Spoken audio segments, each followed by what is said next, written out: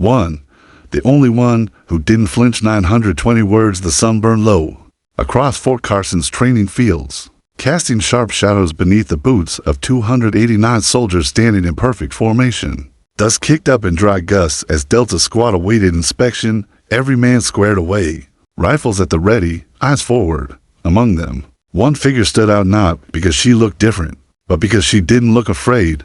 Staff Sergeant Eliza Hart's stance was sharper than the rest, her posture carved from years of precision. She didn't twitch, she didn't blink. She had learned early that fear was something people wore. Most wore it like a jacket, visible and heavy. Eliza wore hers inside, under her ribs, where no one could see it. Raised by a military father who taught her to box before she could reach the heavy bag, Eliza had spent her youth chasing discipline. Like other kids chase popularity, now, at 27, she was the only woman in Delta Squad. Not just the only woman that day ever. She had earned her slot with a combat resume that made half the officers uncomfortable. 2 tours in Afghanistan, 1 in Iraq, embedded intel missions, a hostage rescue where she neutralized 3 hostiles using only a combat knife. None of it was supposed to matter, not in theory. In reality, it made her a target, and today, that target was glowing. Colonel Victor Braddock paced in front of the squad like a general preparing for battle. Chest puffed, uniform crisp. His boots were so polished you could see his reflection if you dared look down. Eliza kept her eyes locked straight ahead. Braddock had a reputation, not for brilliance or bravery, but for cruelty masked as leadership. He believed in breaking soldiers before building them. Some called it old school, others, behind closed doors, called it toxic. Eliza had managed to avoid him until now. But something about her presence today, her silence, her confidence seemed to light a fuse in him. She could hear his boots crunching closer through the dust. "This is Delta Squad," he barked. "I've seen more spine in a sack of laundry." No one moved. He circled slowly, pausing in front of Eliza. She didn't flinch. She knew he was waiting for her eyes to dart or her chin to drop, anything to prove. She was human like the rest. But she held. "You," he said, stepping closer, nose inches from hers. "Pretty little heart. I read your file. Looks like someone thought you were special." She said nothing. "Can you run as fast as the men, Hart?" he asked, loud enough for the whole squad to hear. "Yes, sir." "Can you shoot like them?" "Yes, sir." "Can you take an order?" "Yes, sir." He sneered. "We'll see." He walked past, slowly, making sure the sting of his presence lingered. Eliza remained motionless. It wasn't her first attempt at standing tall in the face of someone trying to make her small. She'd seen this kind of officer before, the kind who thought intimidation was power. But the difference today was the audience. Every man in Delta Squad was watching, some with tension, some with respect, a few with curiosity. Would she break? Would she answer back? Would she flinch? She did none of those things. Colonel Braddock turned again, addressing the squad. "This morning's drill will separate the real soldiers from the ones playing dress up." Then he pointed to a distant section of the range, a half-mile stretch littered with sandbags, trenches, and barbed wire. "You'll be running that blindfolded, under fire." A murmur rippled through the squad. That wasn't just a hard drill. That was dangerous. "Blindfolded," one of the privates whispered. Braddock snapped. "Did I stutter?" Eliza stepped forward, not in defiance, in duty. "Sir," she said, voice calm. "With live rounds and blindfolds, someone could get seriously injured. We don't do this in combat. It's not a simulation. It's a hazard." Braddock froze. He turned. "Excuse me?" She didn't raise her voice. She didn't backtrack. "Safety protocols exist for a reason, sir." The silence was deafening. He took 2 steps forward until he was close enough to smell the dust on her collar. "You think you're above my orders?" "No, sir. I think it's my duty to speak if a training order puts soldiers at unnecessary risk." For a second, no one breathed. Even the wind seemed to hesitate. Then Braddock raised his hand. Not high, not dramatic, just a sharp, practiced arc like a man who'd done it before. Not out of rage, out of reflex. He thought she wouldn't react, but she had been trained for worse. Her mind registered the movement, the direction of his elbow, the way his shoulder shifted, and in the split second between his intention and contact, Eliza acted. No emotion, no overreaction, just training, and that would be the moment everything changed. Eliza didn't hesitate. She couldn't afford to. not with 289 soldiers watching, not with a superior officer about to strike. Her instincts, refined by years of field training, close quarters combat, and battlefield tension kicked in faster than thought. Before Braddock's hand reached even halfway to her face, she stepped inward, closed the distance, rotated her hips, and locked his wrist in a smooth, exact motion. A split second later, she twisted his arm behind his back. Braddock's elbow buckled with a sharp crack, not enough to break clean through, but enough to send him staggering. He dropped to one knee, eyes wide, face contorted in a grimace. The training field fell into a stunned silence. Nobody moved. For 2 long seconds, Eliza stood motionless, her breathing calm, fists still closed but lowered. She hadn't escalated. She had only acted. The rest of the squad, still frozen in formation, didn't know what to do. Then someone gasped. Another soldier dropped his dummy rifle in shock. A ripple moved through the line like wind through dry leaves. The colonel, the man who called himself the backbone of the squad, had just been put on the ground by the one soldier he belittled most. Eliza took a half step back, straightened, and spoke clearly. Colonel Braddock initiated physical aggression. I responded with controlled restraint. Medical attention advised. Her voice was even, unshaken. It didn't shout. It didn't waver. From the corner of her eye, she saw Staff Sergeant Lang reach for his calm. "We need a medic on the range," he said, his voice low but steady. Braddock staggered to his feet, cradling his arm, his mouth open, closed, then opened again like he was trying to find the right words. But nothing came out. His ego had taken more damage than his elbow. Major Deeks, his second in command, jogged in from the edge of the field. He stopped just short of the scene, eyes flicking between the injured colonel and Eliza, who still hadn't moved more than 2 steps from her position. "What the hell happened?" Deeks asked, breathing hard.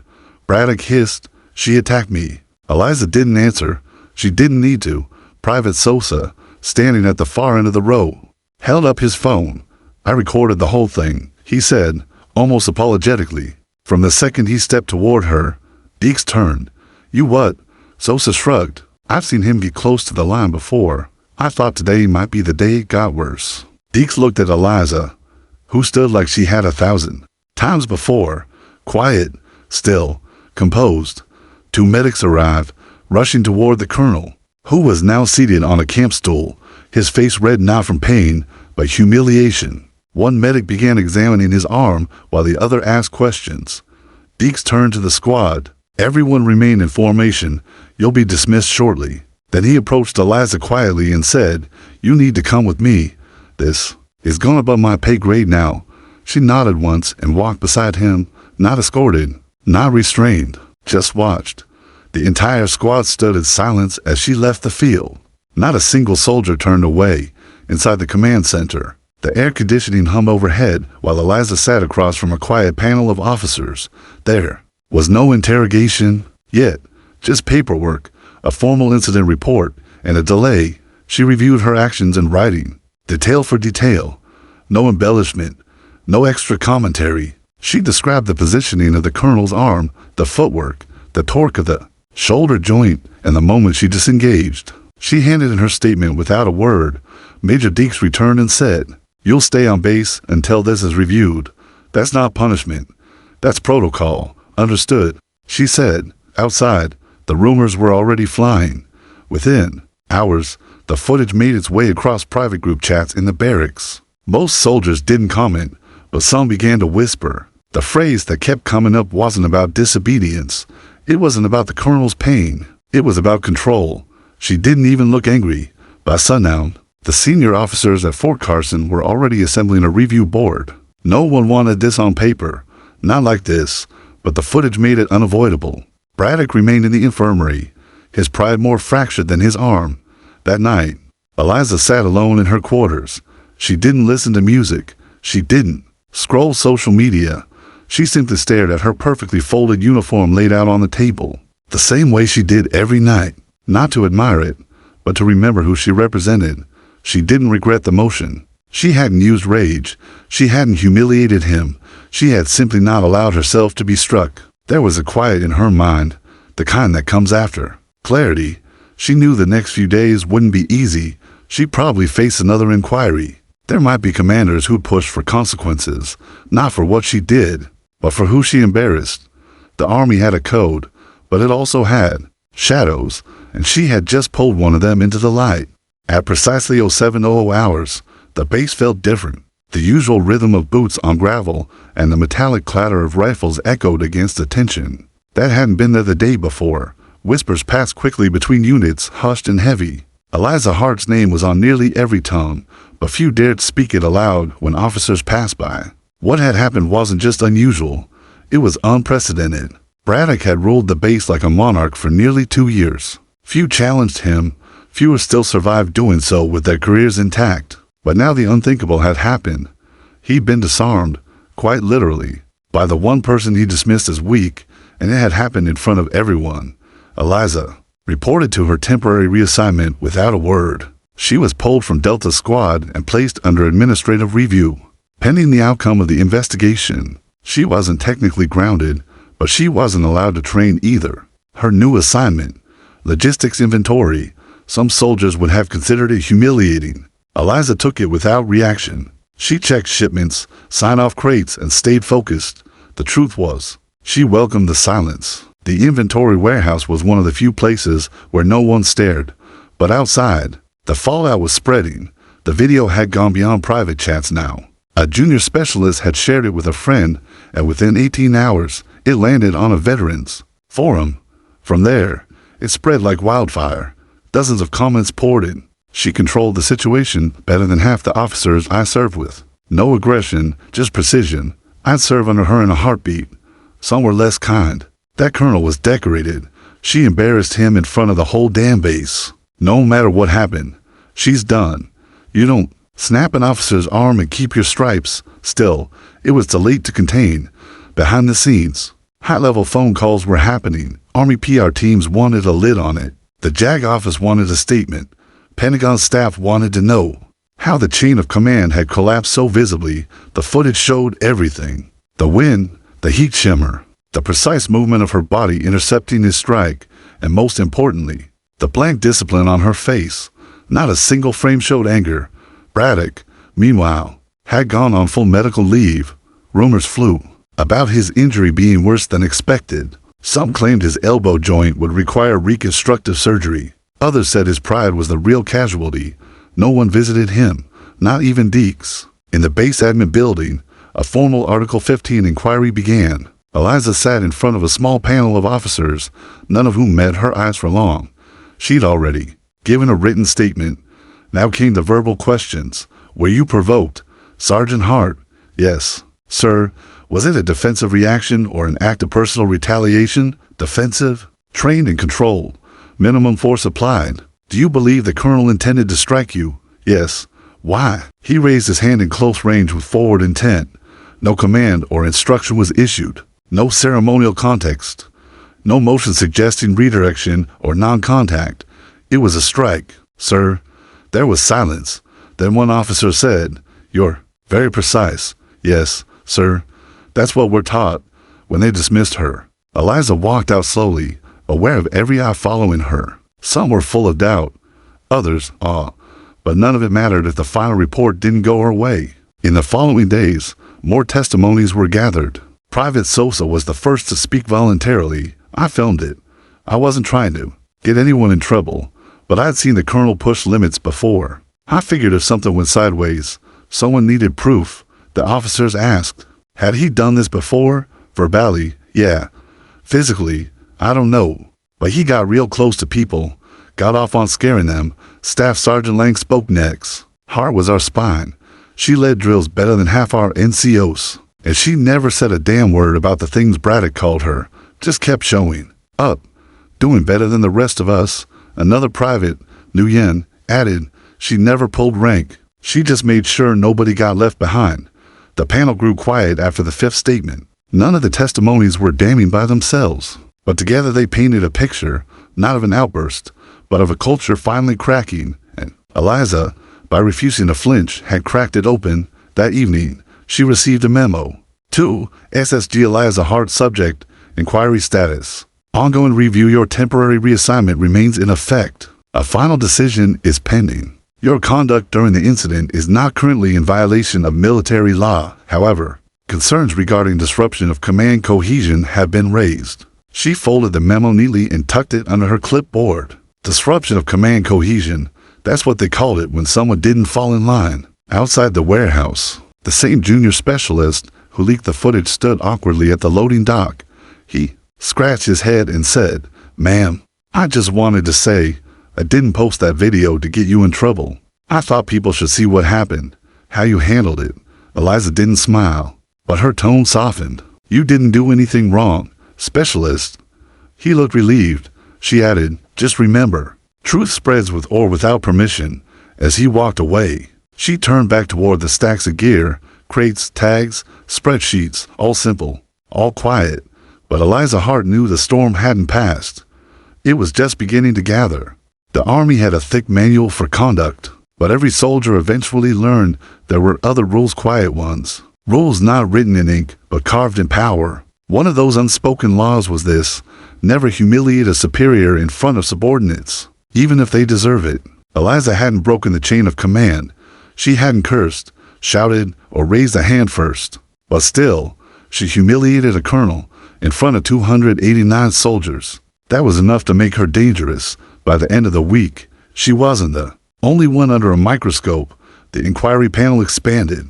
JAG officers requested logs from Braddock's previous commands. A few red flags emerged: misconduct complaints that were closed quickly, internal warnings that never escalated. On paper, he looked clean, but behind the paperwork, more cracks began to show. Privates who had kept their heads down for months now whispered in pairs. NCOs who once laughed along with Braddock's jabs began to step back. Not one soldier came to his defense. Meanwhile, Eliza kept her routine. Warehouse inventory from 0600 to 1700, a quick meal, then physical training on her own time. Her evenings were a steady flow of sweat, push-ups, and rope climbs in the South. A lot of the base. No audience, no drama, just discipline. Major Deeks caught her there one night, arms crossed, leaning against a Humvee. "You're making it hard for them," he said, voice low. "Who's them?" she asked, not stopping her reps. "The ones looking for a reason to call this a fluke, an emotional outburst, something they can dismiss." She dropped from the bar, grabbed her water, and faced him. "Let them look," she said. "I'm not giving them anything but facts." He studied her. "I read your file. You're not just good. You're surgical, quiet, no enemies, until now. Truth has a way of creating enemies." Deeks didn't respond. After a moment, he just nodded and walked off. 2 days later, Braddock formally resigned his command. The official reason was complications from injury, but no one believed that. The injury wasn't the problem. The exposure was. Still, even with Braddock out, the inquiry didn't end. Colonel Martinez, flown in from Fort Benning, took over the investigation. A sharp, by-the-book officer with a Harvard degree and 25 years of experience, she demanded absolute objectivity. She ordered every single member of Delta's squad to submit written evaluations. Most expected Eliza's reputation to take a hit under tighter scrutiny, but the results shocked everyone. 6 to 7% named Eliza as the most reliable team member. 84% credited her with improving squad performance. More than a dozen cited her influence as the reason they stayed in the Army. When Martinez brought her in for questioning, she got straight to the point. "Did you know your actions would become a lightning rod?" "No, ma'am." "Do you regret what happened?" "No, ma'am. Not even the fallout." "I regret that it was necessary." Martinez leaned back. "They're not used to soldiers like you. You play by the rules, but you also don't flinch. Respect works both ways, ma'am, and when it doesn't," Eliza answered, "then someone has to remind them." The silence between them lasted just long enough to feel like mutual understanding. Then Martinez dismissed her. Outside, the weight hadn't lifted, but it had shifted. Eliza walked through the mess hall later that night. The usual glances came, but they weren't laced with suspicion anymore. There was something else in the air. Recognition. One by one, soldiers she barely knew gave her small nods as she passed. She didn't return them, not out of pride, but because she didn't want to confuse respect with approval. This wasn't over. Braddock's supporters, few as they were, still held rank. One captain, Lawson, cornered her near the rec hall that evening. You humiliated a commanding officer in front of his entire squad. He said coldly, I prevented an assault. She replied, You've set a precedent no one wants. No one who abuses power, she corrected. His jaw clenched. You don't get it. This isn't just about what you did. It's what it looks like. A female NCO taking down a male colonel. The politics of that alone. She stepped closer. Not hostile, just unshaken. Sir, with all due respect, if politics makes us ignore reality, then we're no longer soldiers. We're puppets. He didn't reply. She walked past him without looking back. That night, for the first time in days, she slept deeply. No dreams, no stress, just rest. The next morning, she woke to a sealed envelope at her door. To Staff, Sergeant Eliza Hart, per findings from the Fort Carson Incident Review Board. Your actions have been deemed consistent with Army Field Protocol and Use of Force Guidelines. Effective immediately, you are reinstated to Delta Squad. A formal commendation will follow. Beneath that line, in handwritten ink, you didn't break the rules. You reminded us they still matter. No signature, but she knew who it was from. She folded the letter, placed it inside her uniform jacket, and made her way to the field. Her squad was already assembled, waiting for orders. The new commanding officer stood to the side, observing. Eliza stepped to the front. No speeches, no announcements. Form up, she called out. They did, without hesitation. She didn't need applause. She already had their respect. Delta Squad hadn't seen this kind of silence in months, not the tense, uncertain silence that had filled the field after the colonel hit the ground, but a quiet built on focus. It was the kind that came when soldiers trusted their leader.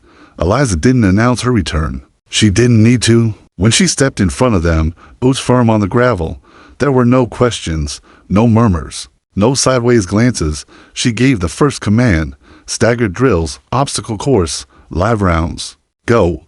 They moved instantly, rifle slung, legs pumping, coordination crisp. This wasn't just duty anymore. They were showing her that they were still hers. Even the ones who once kept their distance. Sosa, Nguyen, Miller now followed with eyes forward. Word had gotten around.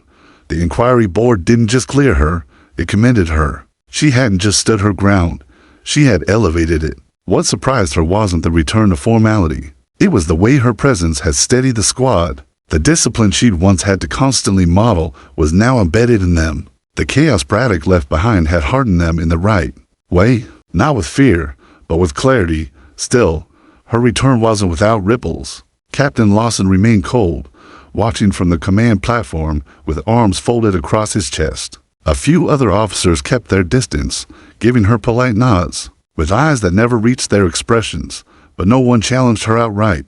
Not anymore. Later that afternoon, during post-drill cooldown, Lang approached her near the gear racks. You know, when you first joined the squad, he said, half the guys thought you'd transfer out in 6 months. I know, she replied, checking the safety on her rifle. The other half assumed you'd be used as a checklist promotion, someone to parade around at briefings. She looked up. And what do you think now? He shrugged. Now, I think you're the reason most of us didn't quit during Braddock's reign. It was a rare thing. Hearing Lang speak without sarcasm, he wasn't the emotional type. That moment alone told her everything she needed to know about how far they'd come. That evening, an unexpected request came in from command. Eliza was summoned to the main admin building for a briefing with the new base CO, Colonel Armenkel, a West Point graduate with a reputation for strategic brilliance. Kell had just been installed to restore order. Eliza arrived early, as always. She stood outside the briefing room for 6 full minutes before the door opened. Kell didn't rise when she entered. He just looked up from his notes and said, "You broke his arm." "I stopped an incoming strike," she replied. "You did it in front of nearly 300 men." "Yes, sir," without shouting, without escalating. "And then kept your composure under a week of scrutiny." She said nothing. He looked at her, his tone shifting. There are officers who spend their careers hiding behind medals. Then there are soldiers who lead from the dirt and never ask for applause. You're the second kind. Eliza didn't reply, unsure if it was praise or strategy. Kell continued, "I've reviewed the footage. I've read every testimony. The chain of command is adjusting to what that moment exposed, Sergeant. Not just about Braddock, but about what we've ignored too long." She tilted her head slightly. "Sir, There are cracks in the way we've trained our leaders. Too much control, not enough accountability. That ends now. Still standing. She waited for an order. Kel folded his file. You're to remain in command of Delta's day-to-day training. You'll submit weekly reports directly to me, and you'll participate in the new Leadership Development Task Force. We're rewriting what command presence means around here. That caught her attention. With respect, sir, is this a cleanup project or real change? He leaned back. That depends on how honest people like you are willing to be. Her jaw tightened slightly, but she nodded, understood. When she left the building, the sun had dipped just below the horizon. The base glowed with soft amber light and the hum of generators. She walked back to barracks with a strange stillness in her chest. Not pride, not even relief. Something quieter. Responsibility. She found a folded note under her door again, anonymous, but direct. Hard. We're not used to following people like you. That's not an insult. That's the truth. You weren't loud. You weren't showy. You just held the line and never cracked.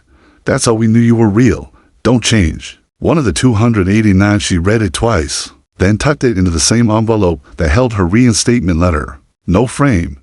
No fanfare. Just proof. Proof. That sometimes a soldier doesn't need to rise through the ranks by climbing over others. Sometimes they rise because they never stop standing. The next morning, Delta Squad assembled early, unprompted. No barks, no calls, just boots on gravel and eyes forward. Eliza walked up quietly, stood at the front, and gave the first order of the day. Let's move, and they did.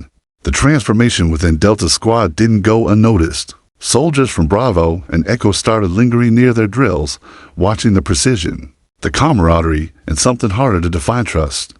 Not the kind you shouted about in motivational speeches, the kind you earned, one quiet order at a time. Eliza wasn't trying to prove anything anymore. She wasn't chasing the validation that had once been so out of reach. She had it carved in action, stitched into respect. But something had shifted. It wasn't just her squad looking to her now. It was the rest of the base. Requests began piling in. First, Sergeant Royce from Echo asked if she'd review his squad's defensive formations. Then a tech specialist from Bravo asked her to speak about decision-making under pressure. These weren't official requests. They came in the form of quiet knocks and casual conversations near the mess hall. Officers rarely shared methods outside their own circles. But Eliza had become something different. Not a rival, a reference point. Captain Lawson took notice too. His polite silence had grown into thinly veiled irritation. He didn't understand why soldiers gravitated toward her. She wasn't loud. She didn't command attention. She didn't play politics or curry favor. And yet, her name came up in nearly every weekly operations review. During a staff meeting, he finally spoke out. She's becoming a symbol, he said to Colonel Kell, his voice flat. And symbols are dangerous in a structure built on hierarchy. Kell didn't look up from his folder. Symbols are only dangerous when the system fears truth. Lawson tensed. You're protecting her. I'm observing her, Kell corrected. The question is why you're threatened by her doing her job. The room fell quiet. That same week, Eliza received an invitation, this time official. The email came from Fort Benning, inviting her to join a roundtable discussion on adaptive leadership models for modern warfare. It was part of a broader initiative to update officer training programs. Normally, these panels were filled with retired generals and defense academics. This time, they wanted a field leader, someone active, someone tested. She stared at the screen for a long moment. The old Eliza would have hesitated. She would have asked herself if she was qualified, if she'd just be window dressing, if she could afford the distraction. But the Eliza who had stood her ground snapped an arm and stood taller for it. She just clicked accept. Before she left, she gathered Delta Squad under the hangar. Lang will run drills in my absence, she said. I expect the same standard. No offense, Sergeant, Lang joked. But your standards are psychotic, she smirked. That's the point. Nguyen stepped forward. You coming back, right? She looked around at the squad. Always. Fort Benning was a different beast. Wide corridors filled with officers who measured each other by the weight of their medals and the smoothness of their rhetoric. Eliza stood out the moment she walked in, not just because she was in field fatigues, but because she didn't come with an entourage or a prepared script. The panel discussion started as expected. Talk of strategy shifts, psychological preparedness, chain of command realignments. She waited patiently, listening, then came the inevitable prompt. Staff Sergeant Hart. The moderator said, "You've led under unique conditions. What do you think we're missing in modern military leadership?" She leaned forward. "We teach how to lead from the front or the back, depending on rank," she said. "But no one teaches how to lead from inside the uni. Side by side, shoulder to shoulder, a few eyebrows raised, a few pens scribbled." She continued, "We talk about command presence, but we rarely talk about emotional stability, about knowing when silence says more than shouting, or when stepping, it means more than stepping up." One retired colonel cleared his throat. "That sounds dangerously close to coddling." Eliza looked at him calmly. "Discipline isn't cruelty, and loyalty isn't fear. You want soldiers to follow you into fire? Show them they matter before the heat starts." The room fell into a thoughtful silence. After the session, two junior officers approached her in the hallway. "Mom, can we ask something?" One said. "Did you really break a colonel's arm?" Eliza smiled faintly. I stopped his hand. "The break was just physics." They laughed, then straightened. "Thanks." The other added, "Not just for that, for saying what we think but can't say yet." She didn't respond, just gave a respectful nod and kept walking. When she returned to Fort Carson 2 days later, she found Delta Squad waiting near the helipad, gear prepped, boots polished. "You missed the worst chow night of the week," Sosa said. "I don't miss rubber chicken," she replied. Lang handed her a training report. "They didn't slack. You trained them to well." She looked across their faces, reading the silent loyalty in their posture. "I didn't train you to be like me," she said. "I trained you to be better." And as they moved into position, as the base carried on under a new kind of quiet leadership, Eliza knew something for certain. The moment with Braddock had been a fracture, but what followed wasn't about revenge or rebellion. It was the rebuilding, and she was just getting started. 3 weeks after her return from Fort Benning, Eliza was summoned to the main headquarters. No explanation, just a brief, formal message signed by Brigadier General Marion Sloan, the highest-ranking officer on the base. That name meant weight. Sloan wasn't just known, she was legendary. First woman to lead a mechanized infantry division into combat. The kind of leader who had fought harder for respect than for promotion. Eliza had read about her in academy coursework. Now, she was being called into her office. Eliza arrived early, boots clean, uniform crisp. She waited at parade rest outside. The mahogany double doors. The secretary gave her a respectful nod and buzzed her in. The office wasn't extravagant. A few medals on the wall. A thick stack of briefing folders on the desk. No photos. No clutter. It looked like it belonged to someone who did their thinking in the field, not behind walls. Sloan didn't look up right away. She was writing something pen to paper, not typing, and finished the sentence before acknowledging Eliza. "Staff Sergeant Hart," she said finally, gesturing to the seat across from her. "Sit." Eliza did. The general studied her a long moment. "Are you aware of how many reports I've read about you in the past 2 months?" "No, ma'am." 34. Some good, some glowing, a few concerned, one enraged. Eliza didn't move. Her posture was steel. Sloan leaned back. "The colonel you broke has been discharged, medical and conduct related." Eliza gave a small nod. "Understood. I read your report. I also review the testimony from over 40 soldiers who witnessed the incident, and I've watched your squad's performance since. You've rebuilt Delta into the most cohesive team on this base." "That's not a compliment. It's an observation." "Yes, ma'am." Sloan tapped her pen twice against the desk. "Which is why I'm not here to reprimand you." Eliza raised an eyebrow slightly. "I'm here to ask you something most people never get asked in this building," Sloan said. "Do you want to lead officers?" The air stilled. "I mean real leadership," she added. "OCS fast track, platoon level command within 6 months, possibly company command in a year. You've already done more with a squad than most new captains manage with entire companies. What you have can't be taught, but it can be scaled." Eliza blinked just once. She wasn't someone easily rattled, but this wasn't an opportunity. It was a crossroad. "I appreciate the offer," she said carefully, "but may I ask why me?" Sloan folded her arms. "Because you carry fire and patience in the same hands. Because you've proven you'll speak when others freeze. And because the system needs people inside it who can challenge the parts that have rotted without burning the house down." The room felt quiet. Eliza stared at the floor. A moment. Her mind pulled into directions. Delta Squad wasn't just a job. It had become something more, her responsibility, her reason. But she also knew that change rarely lasted if it didn't reach higher. Is it possible, she asked, to accept a promotion without leaving my squad behind completely? Sloan smiled faintly. That's not the usual question I get.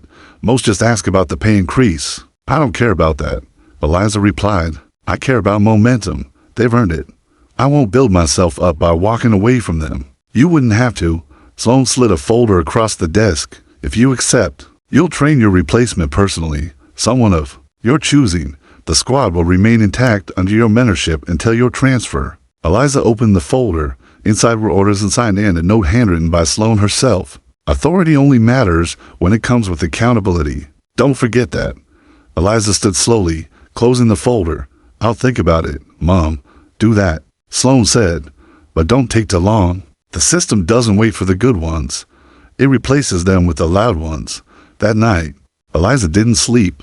She walked the perimeter trail behind the barracks, boots crunching softly in the gravel. The stars were sharp above the black line of trees. She could hear the faint rumble of a transport chopper in the distance. The base never truly slept. At sunrise, she returned to the squad bay. Delta was already awake, Lang calling roll, Sosa adjusting his vest, Nguyen sipping, coffee that smelled like motor oil, routine, stability, her people. Lang noticed her and raised an eyebrow. You good, Sarge? She nodded. Let's have a talk after drills. 2 hours later, she stood before the squad in the gravel yard. The sun was high now, casting no shadows. I've been offered a leadership track, she said without build-up. Commission, officer candidate school, bigger command. They didn't speak, but every eye was locked on her. I haven't decided yet, she continued, because what we built here is rare. I don't believe in chasing stars at the cost of ground earned. Nguyen stepped forward first. You always told us leadership isn't rank. It's consistency. You've lived that. Sosa nodded. If you go, make them better too, like you did us, Lang added, and don't choose someone who tries to be you. Choose someone who makes us push ourselves without knowing it. She looked at them, all shoulders square, boots dusty, eyes steady, not just soldiers, her legacy. She took a deep breath. All right then, let's talk succession. The weeks passed before Eliza signed the papers. She waited until every squad drill was airtight and her chosen successor had earned the full confidence of the team, not just as a stand-in, but as a leader. She selected Lang, not because he was the loudest or the strongest, but because he had that rare instinct, the ability to sense people's limits and push just beyond them without breaking morale. He never asked for power. That's why he deserved it. When she handed him the orders, he just nodded once and said, I won't let you down, Sarge. I know, she said, and meant it. The day of her transfer, Delta Squad held their final full formation together. They didn't salute. They stood at ease in perfect silence while she walked down the line, nodding to each of them. No long speeches, no medals, just understanding, shared. Then she turned and walked away without looking back. It wasn't goodbye, it was graduation. Eliza entered officer candidate school with a reputation already echoing through the halls. Some cadets stared, some avoided her, some tried to compete, but Eliza wasn't there to impress. She moved like a storm in control, never the loudest in the room, but always the one others watched before moving.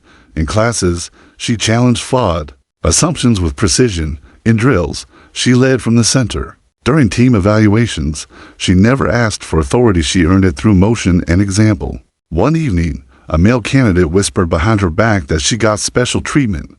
By morning, that candidate was off the roster, dismissed for repeated failures in leadership under stress. Eliza hadn't said a word. The system handled it, quietly, efficiently.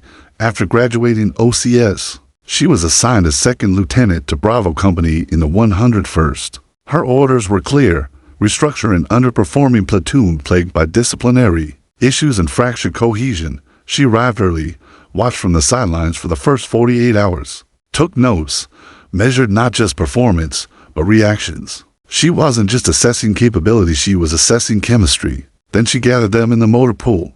No yelling, no drama. She said, we're not rebuilding a team, we're creating a standard. If you can't meet it, I'll help you get there. If you won't try, I'll help you leave.